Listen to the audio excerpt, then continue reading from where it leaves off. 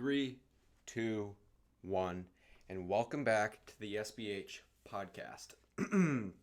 So, in this podcast, I'm going to be talking about, really, I've been fishing really hard, and after a very unfortunate event. So, I guess the main topic of this is going to be why are the big fish in so early? And I got shocked, and it's gonna be about how I lost my first big fish of the season. But before we get into that in particularly, I'm gonna be talking about today, excuse me. I'm gonna be talking about just the ridiculous amount of bait fish. And now it's different. It's actually a really good thing. This is not little bait fish. This is large bunker. This is big bunker. And I've had multiple run-ins with the bunker this past week. And I feel like the podcast must not be soon. Like I might have to do 2 podcasts a week now because so much is happening each week that like I have so much to talk about right now. So yeah, I want to get at it. I want to get after it right now. So I'm gonna start this all off. At the beginning of the week, I was doing I believed that there was a lot of really small fish around, and they just started to show up, and they're being aggressive, or at least more aggressive. And I was doing a lot of fly fishing earlier this week. To the point that I was only fly fishing because I was like, if I want to catch schoolies, I don't need to be necessarily. I can catch them on a lighter spinning rod, which is fine. It was fun, and I was using soft plastics, and I was doing fine with a little 6-inch sluggo and an owner beast hook, and I was catching a bunch of fish, and then I thought to myself, okay, I think it's time to just upgrade, or downgrade, I guess. It's time to downgrade to a fly rod, and I fished 20-pound tippet to I don't know, slow sinking fly line, and again, I personally am not a big fly fisherman at all. Couldn't even tell you the name of the fly that I was fishing, but I switched to fly fishing, and I had this one little green and chartreuse colored fly, and I was killing it with this thing. I was catching so many fish. For 2 days, I was catching bass pretty high up into the 20 inches. I got a few that were probably just under keeper to around keeper size bass, and I was doing very well. And so one day, let's call it, I think it was Tuesday, I went out with the fly rod again, and it was super flat, calm, super sunny. It was a north wind, and I was not really expecting much. And so I go out there, and I'm fishing with this is not a big fly, by the way. It's probably about that big. And I cast it out there, and I'm looking in the water, and I have polarized sunglasses on. The water's super clear and calm, and I'm seeing a bunch of schoolies swimming around. I had a few chase them up, and then there's a boulder, and probably 2 feet of water, or maybe 3 on top of that boulder. And I just fire a cast out on top of that boulder. And I take about 4 strips to my line, and I hook into a fish. Now, I've been catching schoolie-sized striped bass for the past, I don't know, maybe 3 days before that. And every single time you strip set into a schoolie-sized striped bass, they move a little bit. There's not much resistance from a 20 to maybe 27-inch bass, 28-inch bass. You hook into it, it will move a little bit. But I hook set into this fish, and it didn't move. I hooked into it, I thought it might have been snagged. And then classically, what happens when you hook a big fish, it kind of does big head shakes, kind of comes up to the surface, thrashes at the surface for a little bit, and then it takes off. And as soon as it came up to the surface, it was all of 40 inches. And I'm going to give you a range here. It was probably between 38 and 40 inches, maybe a little over, I would say probably about 38 to 42 inches, I would say. That would be my range for the fish. I think it was about 40 inches. But anyway, so I've never really hooked a fish bigger than 28 inches on a fly rod before. These are the biggest fish I've ever caught on a fly rod. So I was having a ball because I'm catching a 28-inch bass on a fly rod's fun. And I am fishing with a 10 weight, and I am fishing with a Redington behemoth fly reel. And so, I have pretty big tackle, but I can't really utilize that when I have 20-pound test on. And I'm fishing the spot off the rocks, and I'm fishing the spot that, I wouldn't feel comfortable hooking a fish of that size with 30-pound test on a spinning reel. I wouldn't be confident hooking into that fish. So, and especially in that area, there's just so many danger. If it goes left or right, it's going to get me right into a rock. But luckily, this fish decided to just go straight, and it started running straight out. And as it started to run, my fly lines jumped up above my head. It was crazy. I was like, wow, this thing's going for it. And I'm putting like a little bit of pressure on it, but I'm not going crazy here. And then, gets into my reel, and I'd super light drag on my reel, virtually no drag on the reel, because I wasn't really getting the fish to the reel at that point. I mean, they were nice fish, and a few of them would get onto the reel, and I would let them get into my backing or let them get close to my backing. But I wasn't really I've never really had a fish go into my backing before. And this fish takes off, and it's the second most helpless I've ever felt fighting a fish in my life. Striped bass, to be exact. So the fish takes me into the reel, and I'm sitting there with the fly reel, and it's running and running and running and running and running, and I'm just sitting here. I'm like, I can't do anything. I tightened it to a drag that I thought 20-pound test should be able to handle, and it's just running straight. And the interesting thing is the fish didn't actually go into the rocks or on either side. It just went straight out deep into the water because I was on a pretty deep cliff. And it just runs and runs and runs. And I could not stop it. I really, really could not stop it.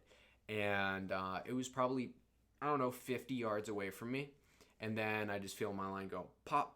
And I'm like, okay, I saw that coming. I wasn't super devastated at that point because, to be honest, it would have been amazing to catch a 40-inch bass on a fly rod.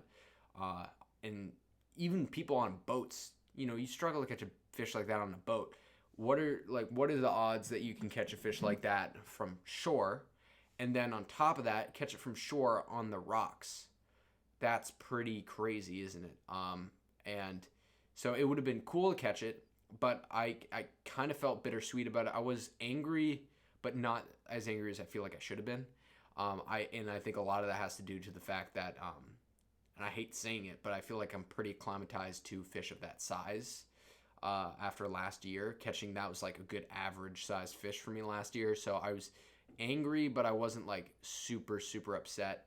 And it's not going to keep me up at night, but it's really cool that I hooked it on the fly rod. The only reason I'm thinking to myself that it's not going to keep me up at night is because I actually didn't believe that there's a fish of that size around this early. I was shocked that there's fish around this early that are that big, and I was I'm so sick of dealing with schoolie sized bass. Not like I love catching schoolie bass. It's a lot of fun to catch fish. I'd rather catch fish than no fish, but I'm not getting sick of the schoolies. I guess I just said I was, but it's kind of hard to put into words. I'm very excited for the larger fish at that point. I'm tired of targeting small fish. I want to start targeting bigger fish. Even though I'm still having fun catching the smaller fish, I just want to start targeting bigger fish. And so I guess that's a good way to put it. And so when I hooked into that fish, I was like, thank God there are fish of this size back. Because I was so excited just to know that there's a fish of that size around so that I could completely change my game plan and start fishing bigger plugs and start fishing the way I would in the middle of the season, which is extraordinary for this time of year. And then, so what I was doing is I was fishing, anyway, so I hook this fish, it pops, and I reel in my line. It turns out it snapped my leader, probably, I think it was probably, I don't know, maybe 4 inches above my leader knot, um, to that fly. And so my hypothesis is that the bass ate the fly. It was pretty deep in its mouth. And as it was running, it was doing a bunch of head shakes. And bass do have a pretty sharp, like, mouth pad, of teeth. It's not really teeth, but they're like pretty sharp mouth pad anyway.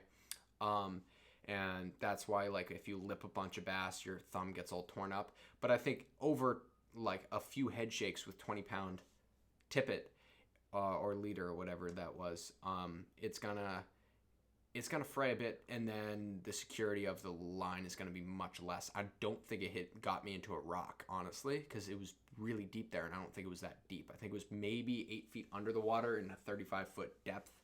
So yeah, I don't think it got me into a rock. I think it just shook its head one too many times and just nicked my leader. It was in a good position for me to have landed that fish if my line didn't break, though. Because I feel like if my line didn't break on that initial run, and this is a good rule of thumb for a lot of you, the 2 times you're going to lose a fish is the initial run and when it's right by the rock.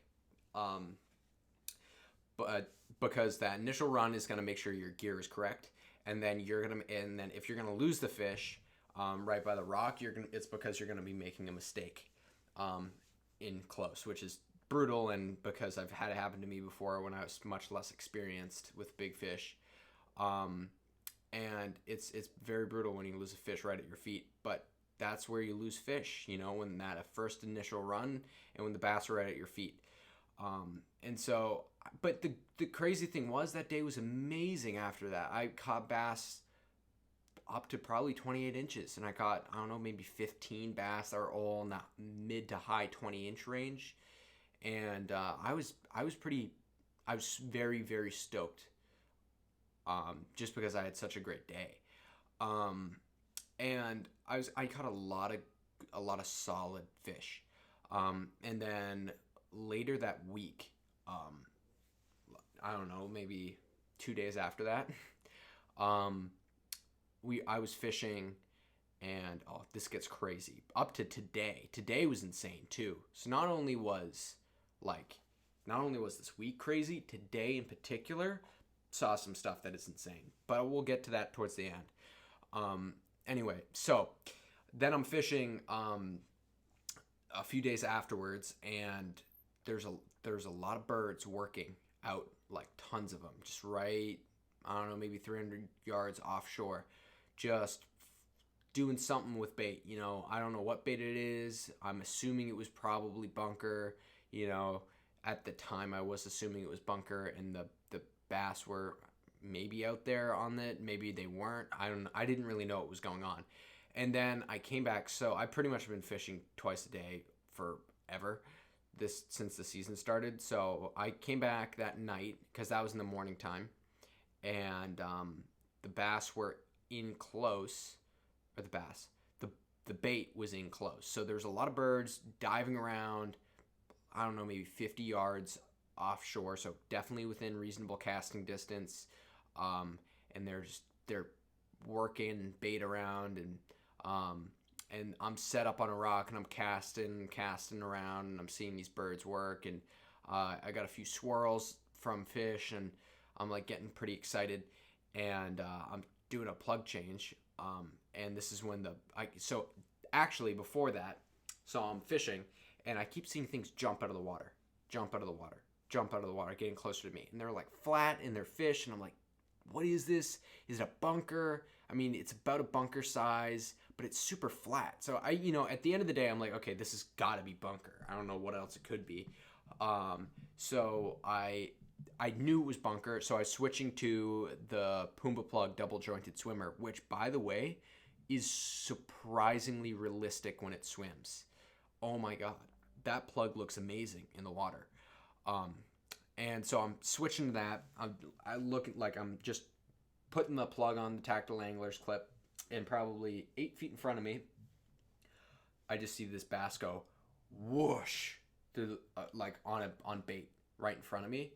I kid you not, that was the biggest bass I've ever seen in my life. Now, I don't want to say it was as big as I think it might have been. But if it was as big as I thought it was, again, I saw it out of the corner of my eye, but oh my God, the swirl that it made from that was just mind-blowing. If that was as big as I think it was at least high 50 pounds. At least. It was huge. It was the widest, the biggest thing. It was huge. It was giant. And I was like lost my mind. It just hooked on my thing, and I pitched it out in that thing. I was like, right out where the bass swirled, and I was ready for like a 50-pounder to whack it. And unfortunately, nothing. And I fished all that night. I had a few bass swirl up on the plug, but yeah, I didn't get a single fish that night. Even though there's bunker and there, nothing. And the bite died. Like, all the action that I was seeing during the day died at night. And I've been fishing into the night, and I've not caught a fish at night yet this year. I don't know what is going on. Maybe I'm not fishing long enough. I think I think it's to my detriment, and is me not fishing long enough in certain areas that I know are productive. I think that I might need to tackle them like super early in the morning. And I think that is kind of the key here. I think that like 12 to maybe 3 in the morning might be the hottest bite right now. But I don't know. I need to go give it a shot. And so there's just ridiculously big fish. By the way, there was a ridiculously big fish, and I can't even believe it, because I checked my watch here, and it's like May 19th. Now it's May 19th, but it was like, what, maybe the 15th when I saw that. So, yeah, like, what is going on here? You don't normally see bass like that until June, around here, like, realistically. And then off the rocks too. I mean, we definitely do see bass early, and I don't know why more people don't fish off the rocks early in the season, because you have shots at a 50-pound bass in May, in mid-May, not even late May. I guess this is pretty much late May, but anyway, but there's like some ridiculously big fish, and I'm just shocked, that I saw a fish like that. And so I did a lot of fishing. I fished with rig deals, although the rig deal is way too, you saw me rig it. The thing is huge. I almost think it's too big for this early in the season. When I know like there's a good bite going on, I'm pulling that thing out. And you guys, there's a podcast where I rigged that eel. You know how big that eel is. That thing's massive. I fished with that today, and I rigged that back in August or whatever. And yeah, so it's pretty. Rig deals are interesting. I think that's something that I need to look into more, because live eels are very expensive and very difficult to deal with, and a rigged one is very durable, actually. So I think I need to get some medium-sized eels. I want to get ones that are like 13, 14 inches instead of like 22 inches or how big that one was. I think that's like the ones that are like that big and like maybe that thick around are going to be perfect for rig deals. And I have some decent sized hooks that I have just like exactly this size hook.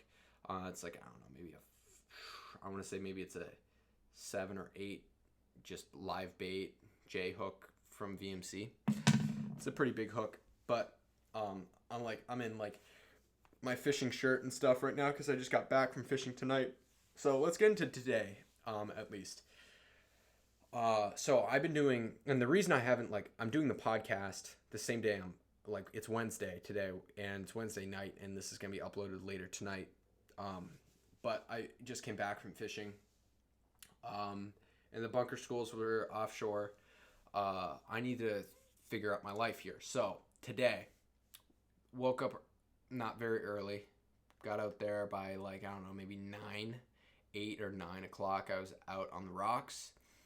And I get out there and I'm fishing and I'm not really catching anything. The waves are huge, by the way. There's no wind, very, very little wind. And, the waves are massive, massive, as big as they've been bigger, the biggest waves all season so far. And I was fishing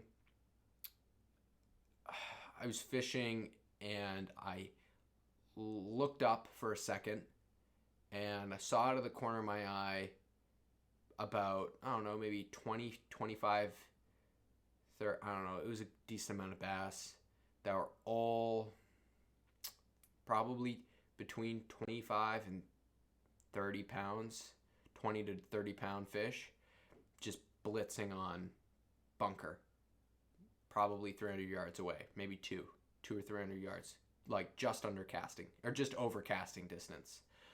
And I'm just sitting there casting a pencil at him.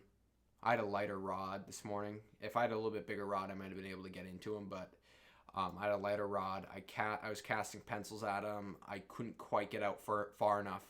And then sure enough, somebody had to drive in. This is, okay, here's the deal. If you own a boat and there's fish blitzing, whether there's somebody onshore or not, if there's somebody onshore, you shouldn't even, like, realistically, they own that school of blitzing fish, in my opinion. Because you know how easy it is for you in your boat to go mark a fish or go drive, like 100, mile, 2 miles offshore where the bass were, like where I saw a bass getting, or like birds working bait, like 200 or like a mile offshore. If you're in a boat and you see that happening where there's somebody fishing them from shore, and not only that, the fish were moving closer to me. There, you could see them like across the surface, like big fish just rolling on bait across the surface. And they were just stacked up and just rolling on bait. It wasn't like they were like really blitzing, but they were rolling on bait, and they were big. And the fact that I could see them from 200 yards away, and they looked big from 200 yards away, means that they were big fish. And yeah, so I'm sitting there and I'm watching these bass just rolling over on this bait, and this boat comes flying along, and I'm like, here we go. And the guy goes right, literally, not even joking, drives 10 feet away from the fish, at full speed, parks the boat, and gets his snag hook out there, launches his snag hook out there and tries to snag a bunker or something. I don't know what the hell was going on. And all the fish disappeared. Boom, gone. So the moral of that story is when you're a guy in a boat, you want to, first of all, you see birds working on bait, drive 100 yards away from the thing, stop your boat, look at where the fish are, because most of the time, bass will move in the direction they're blitzing. They don't like blitz in one area and then disappear when they're doing what they were just doing there, which is they're cruising along the surface, hitting bait. They move, like I saw the thing move like 25 yards. As like if he just waited a little bit longer and he like sat there, maybe he snagged his bunker, he got ready, pitched it out there, then he would have had a way better shot of hooking into a fish. And I don't even fish from a boat, and I know that that's what you should be doing, because the bass are going to move towards you. You park maybe not 100 yards, but you don't want to get too close to the fish. And even if you do, slow your boat down and try to go drift into him. Go as slow as you can. And there's a decent current going along there. He could have totally drifted right up into the bass. He did not need to fly in there and ruin it for everyone. But regardless, so that happened. So boat people, don't do that. That's just bad etiquette. So I was like, okay, hopes are earlier this week, this is what I saw, bass a little bit far offshore, and then later in the day, the bass pushed onshore. And I was catching, I don't know, I probably caught that morning. Oh, here we go. There's actually more crazy stuff that happened. So I'm fishing. There's big waves, right? By the way, I'm in central Cape Ann right now. And I was sitting there fishing, and all of a sudden, fin, another fin, another fin, another fin. And I'm like, wow, there's like there's dolphins or porpoises or whatever there are going along out there. They weren't whales because they're too small to be whales, but they're dolphin or porpoises. And I've seen whales there before, later in the season, like right whales. And I've seen a humpback whale all in that area, but I didn't know that there were dolphin. I mean, it makes sense that they're a dolphin, but um, I was like, okay, here we go. Now I'm gonna hook a fish and have a dolphin steal it from me. But yeah, or porpoise. I don't. Aren't they porpoises? I have no idea. Anyway, but that's crazy. Tell me if that's like a rare thing to see dolphin slash porpoises. This like first of all, it's cold water. It's like not even 50 degrees yet. If it's 50, it's barely 50, and there was like dolphin slash porpoise out there for sure, for sure. And they're just cruising. I've seen that in New Jersey. I've seen like porpoises or dolphin or whatever like eating bunker and stuff. But I've never seen it here on Cape Ann. I've seen, as I said, I've seen whales, but I've never seen porpoises before. So so that was really crazy. So then and I caught 10 fish. They're all nice, like probably all borderline keeper fish. They're getting bigger, and they're getting bigger and systematically. And the cool thing is they're also very they're very healthy looking fish. They're very healthy, they're very clean, and they're very fat looking fish, and they're full of sea lice. Besides two of the first fish I caught this season that didn't have sea lice, so probably holdovers there in an estuary. And yeah, so I saw those guys and they didn't have sea lice, but the rest of these fish are full of them. So there's some real migration, but the fact of the matter is there's big fish around. So the bass are in, and they're in, and they're huge fish on bunker schools. So if you're fishing the estuaries right now in the rivers and you're like, this is where the big fish are, no. You're wrong. The bass are off of the rocks. And the only reason I'm fishing off the rocks is just convenient for me. But the thing is like, yeah, I wouldn't necessarily be fishing the estuaries. I wouldn't necessarily be fishing off the rocks this early if it wasn't convenient. So I would never have seen this bite if it wasn't as convenient as it was. And then I've gotten DM'd by multiple other people saying that they've seen big fish on Cape Ann. One person, I don't know if you're listening to the podcast or you're a viewer of the podcast, but you said that you sent me a picture of a broken SP minnow. I've heard of this happening one other time, but he hooked into what he believes. I mean, he saw it, so he said it was a 40-pound bass or 40+ pound bass, and it ate just the tail hook of the SP minnow, and it snapped it in half. So that's really, really crazy. It just shows you how big it is, how big the bass are, and that's on Cape Ann. And yeah, so that's really crazy to me that there are fish like that, and the fish are feeding on bunker and mackerel. And so tonight as well, huge school of mackerel just decided to show up. I was just fishing into the big school of mackerel tonight, and I caught one like 28-incher, and I have a sick picture of that 28-incher, which you will see tomorrow on my Instagram. It's very, very cool. It's like there's like wave mist in the sunset, and it's a nice, healthy, fat fish that tore the heck out of my hand when I was trying to hold it. Yeah, my thumbs are so like cut up and beat up. I almost wore a glove, and not even joking. And so I hope that like my thumbs will just toughen up over time of just grabbing enough fish. But yeah, starting to get the blisters back too from the fly rod and the spinning rods and stuff. It's all coming back. My shoulder blades are sore. You know, I've been fishing a lot the past few weeks. So yeah, I mean, I've been putting in some work, and I've been seeing some really good, like some really good results of large fish. And on top of that, this Friday, and I'm saying this Friday, we got a new moon.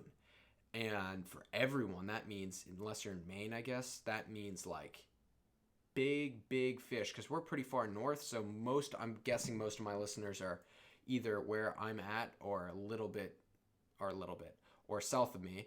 And so find eels. That's the one thing I'm going to say. Find your eels and fish. And if you're on Cape Ann, fish off the rocks with eels, because I'm telling you that I think it's surprising how big these fish are this early. And if you know a spot where the bass are going to push bunker into at night, and they have historically, then yeah. And just so you know, if I've scoured, I've literally called every single tackle store within miles of here, within like, I don't know, maybe a 30-minute drive of here, and I can't find anybody that's selling eels. Why does nobody sell eels this early? Like, you should be selling eels even before people even believe they have a shot at a big fish if you're a tackle store. Because the fact of the matter is, you should have eels before there are big fish in. And there are 50-plus pound bass in. So where are the eels at? So what I'm trying to say is, if there's a tackle store in Cape Ann that has eels, I'm going to buy them out. So beware. And I'm calling daily. I have one tackle store that I think is going to get them before everybody else, and I'm buying them out. Swear to God, I'm going to buy like 50 eels and make a little eel farm in my backyard. Oh yeah, I should talk about that too. So as far as eels go, I don't know if I've talked about this. I think I did in the eeling podcast, but I'll talk about it again. How I keep my eels alive is, you get a little fish tank or like a terrarium looking thing, and you get like a 10-gallon or a 20-gallon filter on that tank, and you just throw as many eels as you want in there, and they'll last weeks. You can get them to last weeks, as long as every so often you change the water. I'd say every other day, dump most of the water out and change it. But other than that, you have a filter going on it. You're golden. You're totally golden. You can have eels for days. And I'm gonna totally do this. I need to get a new little terrarium, or you don't even need a terrarium. You can use a bucket, I guess. Maybe I'll just find a bucket somewhere and just throw a bunch of eels, like the thing in it, and a bunch of eels. The most difficult thing about eels is they are the best at escaping, so you need to really make sure there's no ways for them to get out, and they'll still find a way out. So yeah, that happens a lot. Eels are crafty little buggers, and they're designed to be able to come out of the water at night and like slither around on the ground until they find a new body of water. So yeah, so they find their way around, and try to, like, you can try your best to keep them shut in, but they're difficult to keep in. But that I've done so well, where what I'll do is I'll buy like 50 eels. Not really. What I needed to do, and what I should be doing, is I should buy like 50 eels. And what I did in the past is I'll buy like 20 eels, and they last me 2 days of fishing at night. But the reason I'm so hyped about eels right now is because they're so keyed in on bunker that you need something that's going to be even more enticing than a bunker to them, which would be a live eel. And live eels are the ultimate. And remember, everyone, circle hooks this year. Yeah, use circle hooks. I'm using owner circle hooks, some big like 8/0 size owner circle hooks, inline circle hooks for my eeling this season. I don't know how it's gonna go. I'll give you updates about how my hook sets and stuff are gonna be with these eels. Oh, my back is so sore. Sorry, I'm just stretching out here. Yeah, so I'm excited to fish with eels as soon as I can find. I'm gonna probably go on a mission tomorrow. Or actually, I have a lot of stuff to do tomorrow. Oh, okay. Sorry, I have so much stuff that's going on. I have 2 things I want to talk about, but I guess we'll stick with the eel topic. Okay, so as far as the eels go, I'm going on a mission at some point in the near future. I'm calling 100 miles around me, literally every tackle store within 100 miles of me, and I hope one is eels, because I'm going there and buying them out. Okay, like thing number 2 of what's going on. So stay tuned for next podcast. I'm going to have a really awesome guest on, and he's a great fisherman, and he is huge on striped bass conservation. So we're gonna talk a lot about striped bass conservation. We're gonna talk a lot about different cool tactics in targeting striped bass. We fish very, very differently. He fishes a lot in the rivers, and I guess he does fish a fair amount off the rocks with eels. So we both love eeling, but we eel a little bit differently. And yeah, so and he's fishing right now, and we're gonna do the podcast tomorrow, and this will come out next week. But he's fishing tomorrow or tonight or tomorrow morning or something like that. So it'll be cool to see how he's been doing, and yeah, I'm super excited to have that podcast because it's gonna be a super fun one. I'm trying to get a few more guests on now. I feel like I've gotten to the point where I've kind of exhausted a lot of topics. I do have a lot to talk about because I fish so much, so I just have things that come into my head throughout the week, which I like to talk about in the podcast because then it's like real-time ideas of what happens each week and little updates and striped bass migration updates and stuff. But yeah, super excited for that for him. And yeah, I think you guys will be super. I think you guys will really like. If you don't know who he is right now, you guys will really like him and want to follow his stuff because he's huge into striped bass conservation. He knows a lot about it, and yeah, so it's gonna be a great podcast. Anyway, so and then the other thing I really wanted to talk about is the pilot episode for the Striped Bass Hunt Show is gonna come out hopefully at the end of next week. So we're going to put out a trailer in the next few days. A trailer is coming out.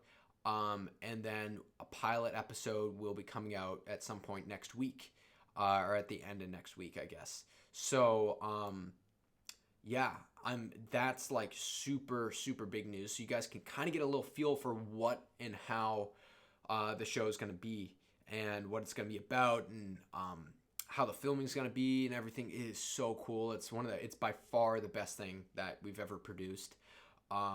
It's so cool, and the thing is, it just really shows you how difficult it is to catch the first bass of the season, trying to catch a fish as early as you can, how difficult it is to do that. I caught a the thing is, this spring was so much more difficult than last spring. Last spring, we had bass in early, and we had bass eating big bait early, and they were aggressive, and they're hitting top water, and they're really being aggressive. We didn't have as big fish as early as we do this year, but we had way more aggressive, way more active schoolie population in earlier. And so this really shows you me and all of the thought process that I go through. And I literally fish in every single scenario that you can come across from shore to fish for a striped bass. I'm talking about, I fished in estuaries, rivers, I fished in back bays, I fished in off the rocks, I fished on sandy beaches, I fished on inlets with huge amounts of current. I did it all, and it shows you all of it. And crazy stuff happens in the show, in that episode. And this is just a pilot episode. So this episode's coming out so we can hopefully show a bunch of companies this, and we can get some more traction on it, and also hopefully be able to partner up with some companies. So I think that it's legitimately the most high quality striped bass video out there to date. I don't care if there are huge big budget stuff out there. This blows that stuff out of the water. It's crazy. And this is going to be a show where it literally, so I catch pretty decent sized fish. I don't think there's anybody out there that is going to film it at this quality and really film. I don't think anybody out there is going to film bass to the size that we potentially have the ability to catch if I'm good enough. And maybe I don't catch a big fish this year, but you guys will be able to follow me through my season and what I think when I'm fishing. But those episodes are going to be coming out much later in the year, probably closer to the middle, if not end of summer. But this is a pilot episode. This is going to show you the spring. This is going to show you how hard I worked this spring, and we're trying to work really hard on getting it out nice and quick. And that, I mean, it's been a grind. It's been super fun. We've done a lot of editing. We've done literally 10-hour days of straight editing where you wake up, you edit, eat food, edit, just trying to get this out early, right before the bass really start kicking into gear. And so you guys don't, because if you see like schoolie fishing in the middle of the summer, it's not going to mean as much. Right now, it's fresh in your brain how good the feeling of catching that first fish of the season was, and it just shows you my reaction to catching the first bass of my season. And it's a really cool, it's a really awesome video. It's so cool, and I'm so glad to be able to do something like this. So yeah, that's big. That's like bigger news. Yeah, and really, I guess I don't really have a lot else to talk about. I mean, I can start BSing you right now a little bit, but yeah, I think that I should really start talking about different topics, different tactics, not topics. I should start talking about different tactics I'm going to try to start implementing to get these bass, these first fish of the season, because it's been a grind. Not the first fish of the season, but like the first bigger fish of the season. So what's interesting to me, and I guess something that I really want to point out here, is flies have been on the menu more than any other thing that I've thrown. And I don't know why, but I guess it's just the profile and the action. They're loving eating flies. And I don't know, they're more aggressively eating flies than anything else. And quite clearly, larger fish are also eating those flies. Now, if I hook a 40-pound bass in my fly rod, see ya. You know, like that's not going to end well at all. I can't even think about hooking a 40-pound bass in the fly rod, because, yeah, especially in the structure, yeah, it's not going to happen. Now, 40 inches with, I'm literally going to tie 30-pound. This is going to make everybody so angry, all the fly fishermen so angry. I'm tying 30-pound fluorocarbon from my fly line to my just straight to the fly. And the thing is, the bass are aggressive, they're eating the flies. If I do that, I can put as much pressure as I do on 30-pound line onto the fish, which is not going to stop it. And if the bass wants to go into a rock, it's going to get in there and the line is going to snap. So everything would have to go right in order for me to land a big fish on the fly rod. But for some reason, they are eating it. They are absolutely devouring the flies. And yeah, I need to. The reason I'm looking down is because I have all of my flies down there. But I have some really nice looking flies here, and yeah, I'm super excited to throw maybe a few more of them. I don't know. I'm very tentative because there's some huge fish around, like really, really, really big fish around. And it's so close to the moon phase right now. I'm like, I don't think it's worth it because I know what's going to happen is I'm going to hook the fish of a lifetime on my fly rod and it's just going to kill me because I'm going to lose it. So I've been bringing big gear, and that's the most ridiculous. Let's talk about this. I'm fishing 80-pound fluoro right now. I'm fishing 80-pound fluorocarbon right now, which is ridiculous. It's really, really ridiculous. But if there are 50-pound bass around, I need to be able to land one of those. An 80-pound fluorocarbon is going to be the key to that. Now I'm fishing that at night, to be honest. Like, I'm not fishing that during the day. I'm fishing 60-pound fluoro during the day, because I think that is, I think that's the key to success there. Fish still heavy gear. I don't like fishing 50 because I think 50 is too light for bigger fish. And you'll be like, well, you're fishing 20-pound test. And it's like, yeah, because I didn't think there were big fish around. But I just got a taste of my own medicine. I should be following my own advice, you know? I should be following my own advice, saying fish heavy, as heavy as the bass will allow you, because I just totally got burned, and I got completely screwed twice this year. I feel like I've lost every upgrade. Like you go from like schoolies to a keeper to like a 35 to a 40, and I've kind of followed that progression. But what I keep doing is I keep staying like schoolies. Then I hooked a 30-inch bass, lost it. Then I finally got up to that like 28-inch mark. So we'll call it about 30 because I haven't really caught a 30 yet. And then you hook that 40, which skipped the 35. But I hooked the 40 and lost that too. So yeah. So I guess I'm not setting a good tempo here. But I'd rather lose fish early than late in the season, if put it that way. Like right now, this is bonus. In my opinion, this is bonus time. If I can land a big bass right now, I'm doing very well. I'm a month and a half ahead of last year. A month ahead of last year, I'd say. Because June 20th is really when when I guided people onto 40-pound bass last year. June 20th. So, if we can get 40-pound bass,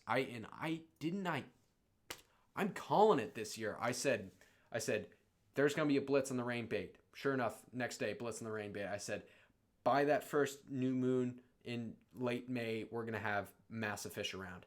And what would you know? We have massive fish around. So, as I'm kind of circling back around here, eels are very, very, very, very important when they are keyed in on big bait, because a bass will eat an eel regardless of the profile regardless of what they're keyed in on.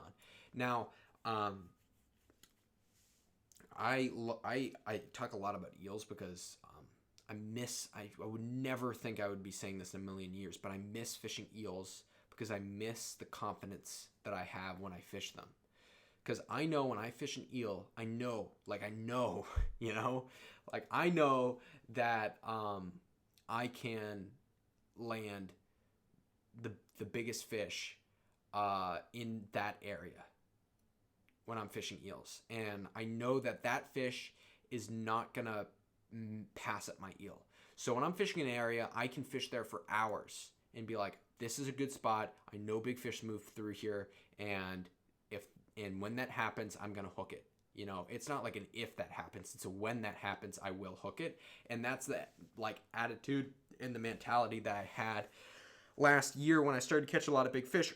And I knew I was in spots that was beautiful structure, and I knew I was in spots that held a lot of bunker, and now I really saw where the bunker is offshore.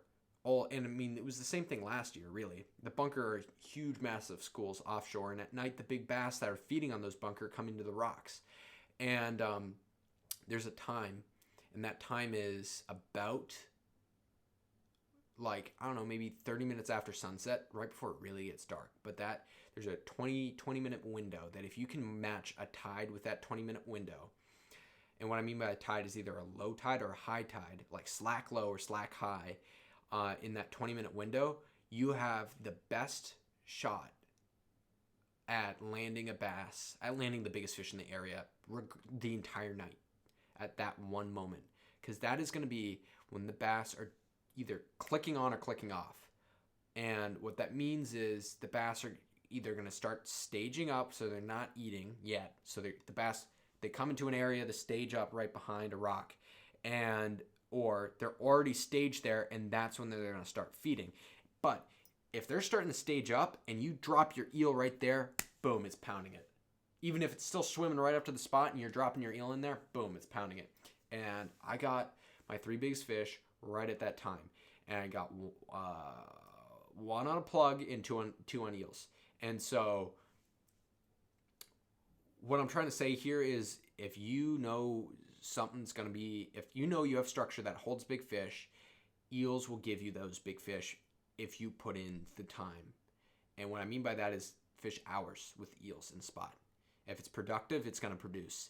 But it's hard to, and this is something that you have to do more with a fishing log, and by knowing your tides, knowing the wind, and knowing where like the bass should be here. Like if the bass should be here, they will be there eventually that night. Now, very rarely do you have the perfect conditions around a moon phase. If you have perfect wind, perfect everything around a moon phase, and you're not catching stuff in an hour, wait, fish another hour. If you don't catch anything, fish another hour. And then if you're not catching a thing on that tide, go back, come back on the other tide, and maybe the bass will be, and more than likely the bass will be feeding on that tide. So what I am going to do, and this is legitimately what I'm going to do, once this podcast is done, and when we get closer to Friday, I'm going to look back in my log to a spot that I'm going to be fishing, and I'm going to look at every single time I hooked a big fish there. And I'm going to look at what tide it was and what time it was every single time I hooked a big fish there. And I'm going to go and I'm going to fish there at the most average amount of time. So I'm sure on either side of the tide I've caught big fish, but I'm sure there's one tide that has produced more than the other. And that's the tide that I'm going to fish, whether it is 10 o'clock at night or 3 in the morning. If that's the tide that's going to produce for me, that's where I'm going to be throwing my eels. And that is when, like, I honestly believe, if you really, like, if you're a hardcore fisherman, you fish 6 days each month, or I guess 12 days a month, you could fish 12 days a month and be as successful, if not more, than somebody that fishes, I don't know, every single day a month, literally twice a day, every day a month, because you can fish 3 days before the moon and 3 days after the moon, twice a month, because the 2 moon phases, and still be able to do as well as everybody else, just because that's when the bass are setting up. So when somebody says, oh, I don't have enough time to fish, you could spend 1 day around a moon phase a month. 1 day a month around a moon phase. You might not be as up to date with everything that's going on in the water. Like, I know real time what the bass are feeding on, how the bass are feeding, what the aggression of the fish are. Why are the bass not feeding at night? Here's another great topic. I've yet to catch a fish at night this year. And I have my theories about that. And I think I haven't been giving it enough time. I guess I did talk a little bit about this at the beginning, but I think that I need to give them more time in the evening. And the reason I'm saying this is, like, the bass are they're going from sunset being pretty active, like fairly active, to then no fish. And why is there no fish there? So I fish both sides of the tide in areas. I am fishing off the rocks.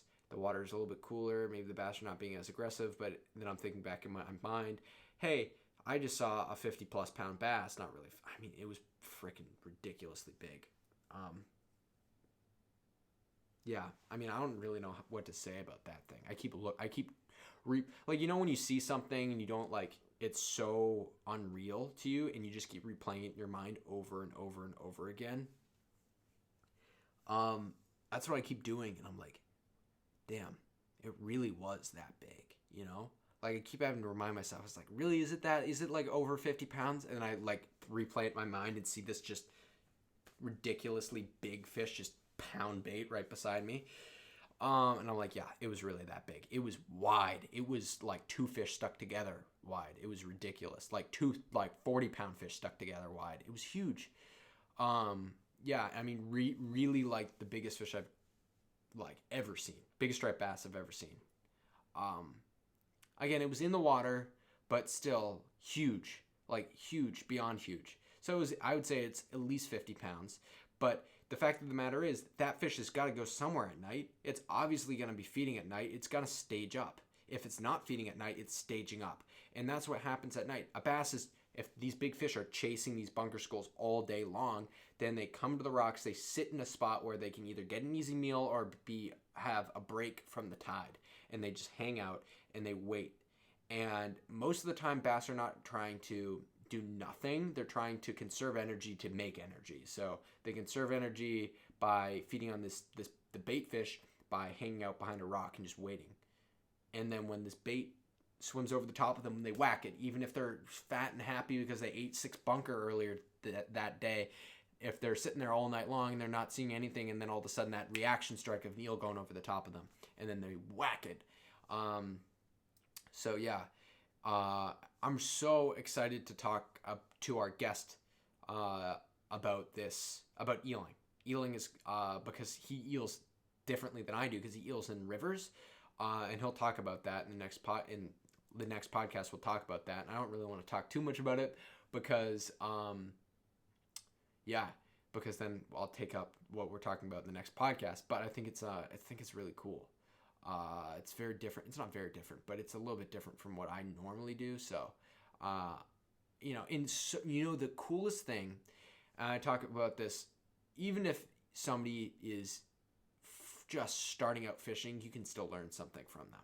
Because, not that this guy's starting out fishing, he's been fishing longer than me, but I'm just saying that, like, even if you can learn so much from somebody, even if you fish drastically different, there's always going to be at least a little bit that you'll be able to be like, I didn't think of it like that, And if you ask the right questions when you talk to somebody that fishes a lot, or you're listening to a seminar and you pay attention, you're like, okay, I don't really agree with that. I don't really agree with that. And there'll be one thing that the person will say and be like, that might improve me. And I've gone to one seminar in my life, fishing seminar, and I was listening to I was watching this fishing seminar, and I disagreed with every single thing that the guy said, except for fishing an eel right up to your feet, and being very methodical about doing it. And he was talking about being in an estuary, fishing the eel right into the grass. And I thought that was pretty interesting, because I thought, that's pretty interesting. Sometimes once the eel gets close to me, I burn it in. And then I stopped doing that, and I caught a fish literally 8 feet away from me. Boom, I hooked a bass, and it was 40 pounds. So, it just shows you that, like, sometimes you learn things from people, and you just need to, not that, like, I burned it in, but, like, I don't even know if it really changed me, but it was something that I just paid attention to. I was like, okay, we're getting close to the rock, so this could happen. And, I don't know, and it's something else, but I forget exactly what he said that really made me think, like, that's doable. Oh, eel skin plugs. I need to try out eel skin plugs, something I don't do enough. I need to make eel skin plugs. Joe from Puma Plugs needs to get on that for me. I know he has some, so I need to go get them. I need to go get some eel skin plugs. That's something I really want to do, because I think eel skin plugs are really productive, because looks like an eel casts further than an eel. It works exactly how you want it to. And that's something that I want. So I think that this is it. I guess it's gonna be a little bit shorter of a podcast, but you're gonna have a banger of a pod. Our next podcast could be an hour, could be 4. So who knows? Because we talked today for an hour and 45 minutes, and it was just supposed to be us trying to figure out, like, what we're gonna do for the podcast, and we just went off. So so I'm super excited. It's gonna be awesome. I wish I was recording today, because that conversation, because that was like, we talked all about what we were doing the past few days, and it was really cool. Podcasts are so interesting, because if you think about it, it's just a conversation between two people, and you always want to be like a fly on the wall between conversation of somebody, if they're interesting and if they have interesting topics to talk about. Like, man, I'd love to be a fly on the wall of like a Bill Wetzel, like, talking to someone, or like a John Skinner talking to someone. Like, how cool would that be to be able to listen to them? Not comparing us to Bill Wetzel or John Skinner, but I'm just saying, like, that would be so cool to me to be able to listen to one of them talking for an hour about something, and especially about fishing. And I'm sure there's some stuff like that out there somewhere, but in fact, I think I know of podcasts with Bill Wetzel, and I don't know about John Skinner, but anyway, I'm getting off topic here. I'm just saying that, like, podcasts can be really cool, because it can go really deep, even deeper than a seminar, because it's a conversation, and I have probably very similar questions for him that you guys will have, and I'll have different ones than you as well. But I think that podcasts are cool, and I need to get better at interviewing people. during the podcasts, which is why I want to get more people on the podcast. And it's part of that, and hopefully I can work my way up and get better and better at interviewing people for the podcast. Okay, so that was a little bit of technical talk there, but anyway, as far as like about the podcast technical talk. But anyway, thank you guys so much for watching this episode of the Striped Bass Hunt Show. This podcast. Wow, I just lost my mind there. Thank you guys so much for watching this podcast or listening to it. And I will see you guys next time.